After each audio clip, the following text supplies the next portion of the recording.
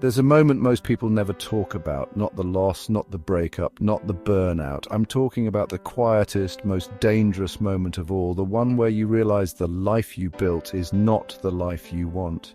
It doesn't arrive with drama, it slips in while you're brushing your teeth, sitting in traffic, listening to the same conversation for the thousandth time, and suddenly something shifts. The person across the table still knows your name, your calendar still makes sense, but you're no longer in it. At 46, she sat in her driveway with her hands still on the wheel.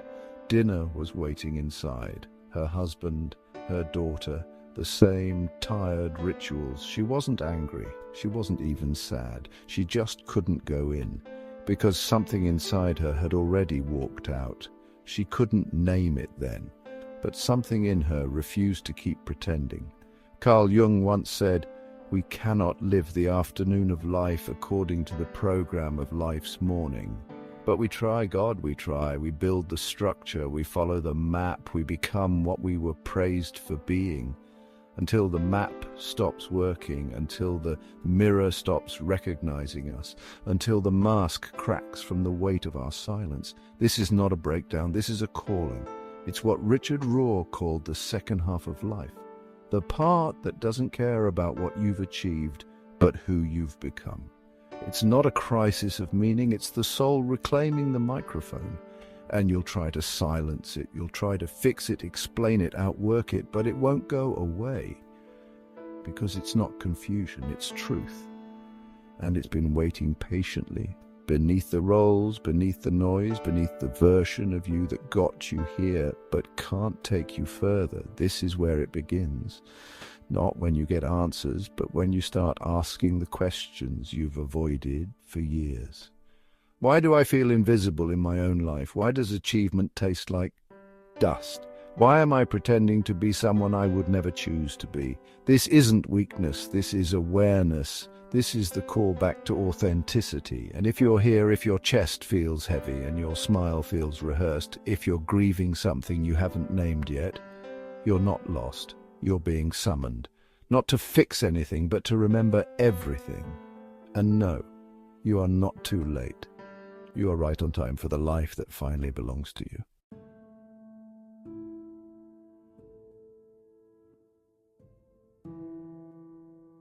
You were taught to be admired, to be consistent, professional, pleasant, strong. You became what they needed, what they respected, what they rewarded. And now you're surrounded by people who love the version of you that no longer exists, because you've learned how to be useful, but not how to be you. Carl Jung called it the persona, the mask we wear to survive the world. But over time, what once protected you begins to choke you. Because when everyone loves the mask, the message is clear. What's behind it isn't welcome, so you keep it on.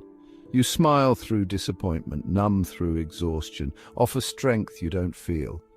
He did too, 48, respected, reliable, a father, a founder, a friend to all, but every morning he sat in his parked car 10 minutes longer, not to plan his day, but to gather the courage to pretend again.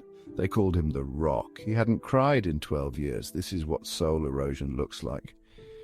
You start to lose yourself not in disaster, but in accommodation. You over-explain, you over-deliver. You say yes when your body screams no. You laugh at jokes that dismiss your truth. You start vanishing, smiling. This is not sustainable, and something in you knows it. You feel it in your jaw when you fake agreement. In the dreams that carry symbols you can't decode. In the sudden urge to disappear, not because you want to die, but because you want to stop performing. This is the shadow knocking, the part of you you've exiled. Not the worst in you, the most honest, the rebel, the griever, the artist, the part of you that never wanted this mask to begin with. You don't need to burn your life down, but you do need to tell the truth, even if your voice shakes, even if the mask starts slipping in front of the people who prefer it polished.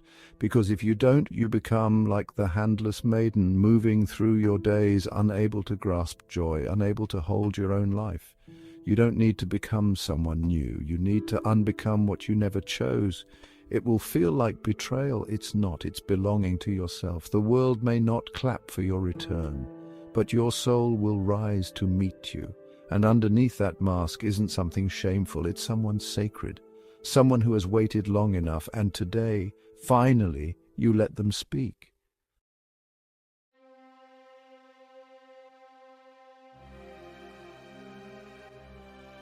It doesn't always look like a breakdown. Sometimes it looks like brushing your teeth a little too slowly, standing at the kitchen sink long after the water stops, or watching your own life from across the room, functional, familiar, and suddenly unbearable. He had built everything. The business, the image, the rhythm. He was the dependable one, the first to answer emails, the last to leave the office. But one morning he sat at his desk, opened his laptop, and stared at a blinking cursor for 15 minutes. Not frozen, not panicked, just empty. He closed it, and for the first time he didn't pretend. This is how it begins, not with a crash, but with a quiet refusal to continue the performance. Carl Jung wrote, "There is no coming to consciousness without pain." Because awakening isn't elegant, it tears, it strips away what no longer belongs. It collapses what cannot stand in truth. This is the moment most people run from. The barn is burning, and you're still holding the blueprint. You try to rebuild while the walls are falling. You try to restore a life that your soul has already outgrown. But what if you didn't resist? What if you stood still and let it burn? The Sumerian goddess Inanna descended into the underworld. At each gate she gave up what gave her power, her crown, her jewels, her robes. She stood naked before her shadowed sister and was hung on a hook for 3 days. Not because she failed, because she was becoming. We call this midlife crisis, but it's not crisis, it's descent. It's the unraveling required for the real self to rise. It's the soul saying, no more pretending, no more performing, no more polishing the mask while the truth dies underneath it. Let it burn. The emails, the expectations, the engineered identity. Let the parts of you that were never yours dissolve in the flame. You are not being punished, you are being cleared. Like the poet Maside wrote, "The barn's burnt down, now I can see the moon." This is the paradox. What you thought was ruin is actually space. Room for the moonlight to enter, room for your soul to stretch again. There is no way back to who you were. There is only forward, through the ashes, through the stillness, through the door that only opens once everything false has fallen. This is not the end of your life. It's the end of the lie and the beginning of what only truth can build.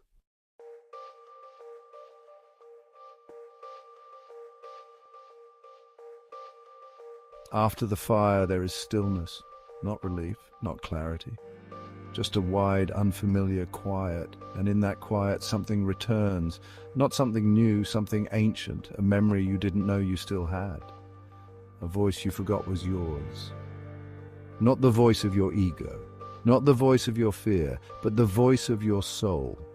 Carl Jung called it individuation, the process of becoming who you were before the world told you who to be. And it doesn't arrive in declarations, it arrives in fragments. You find yourself walking without music, listening to your footsteps, reaching for a book you forgot you loved, crying during a commercial and not apologizing for it, laughing from your belly and realizing it's been years. Something in you is returning, not as performance, but as presence. In the Welsh myth, Gwion Bach is chased by a goddess through transformation after transformation, rabbit, fish, bird, until he becomes a single grain of wheat. She swallows him, intending to destroy him, but she doesn't. He is reborn as Taliesin, the poet, the truth-teller, not because he escaped, because he surrendered. This is the alchemy of midlife. What you feared would undo you becomes the doorway to who you really are. You stop running, you stop pleasing, you stop chasing the next version of yourself. You sit down in the ashes and listen. And the soul responds, not with instruction, but with resonance. A tug in your chest when something is real. A softness in your body when you finally stop explaining yourself. A yes that comes from somewhere deeper than language. Rumi said, when you do things from your soul, you feel a river moving in you. A joy. This is that river. And if you listen long enough, you'll remember it's always been there. Waiting underneath the silence. The striving, the survival, You'll remember what you loved before you needed to be impressive, what you dreamed of before you became realistic, what you believed before you made yourself smaller to be safe. You don't need to invent a new self. You need to return to the one that was buried. If something is stirring in you now, something fragile, something half-lit, something too sacred to name, pause, let it speak, because it remembers the parts of you you promised you'd never lose, and now you are ready to keep that promise. You were never lost, just waiting. And now, finally, you've come back to claim yourself.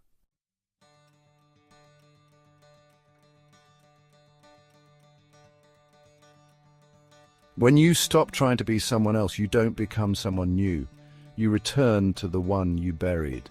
This is the quiet revolution of midlife. You are not adding, you are subtracting. You are not seeking something outside you. You are peeling back the layers that kept it hidden. Carl Jung said, "The privilege of a lifetime is to become who you truly are." And that becoming doesn't roar, it whispers.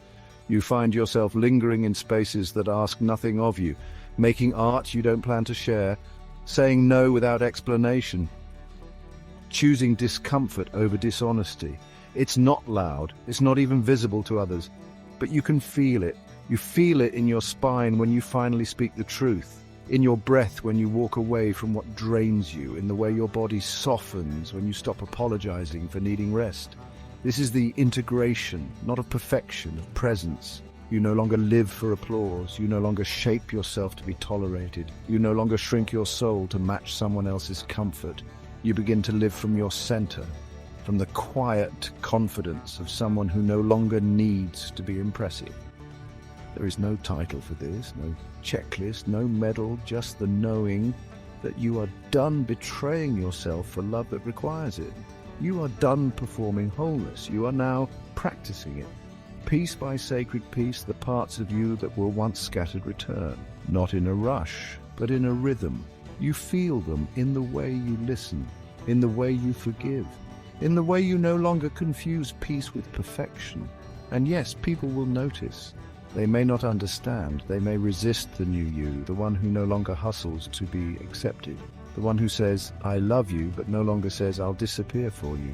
But the ones who stay, those are your people, not because they fit the old version of you, but because they recognize the one you've finally allowed to emerge. This is the reward of the descent, not a better life, but a real one, not a shinier identity, but a solid center, not the dream you were told to chase, but the life you were born to reclaim. And maybe, without even meaning to, you start doing strange things again. Painting badly, dancing without music, walking just to feel the wind. Things you did before the mask was glued on, before you were edited by survival. These aren't hobbies, these are signs. Your soul is taking up space again. And this time it's not asking for permission, it's asking for you.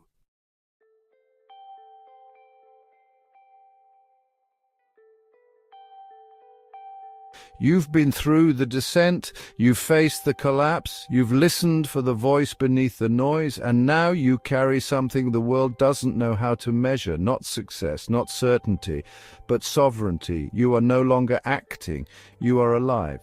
And in a world built on performance, your presence is radical, because now you're not just someone who changed, you're someone who returned.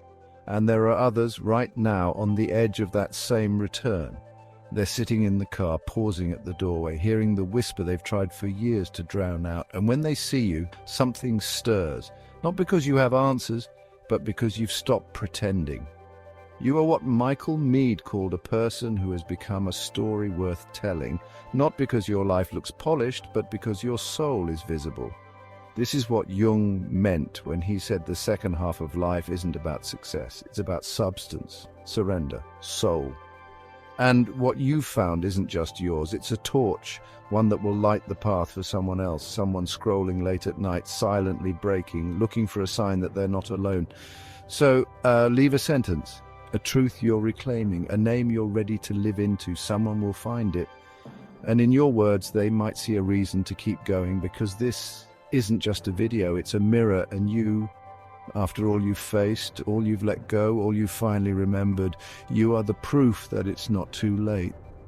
You are the story someone else is waiting to believe.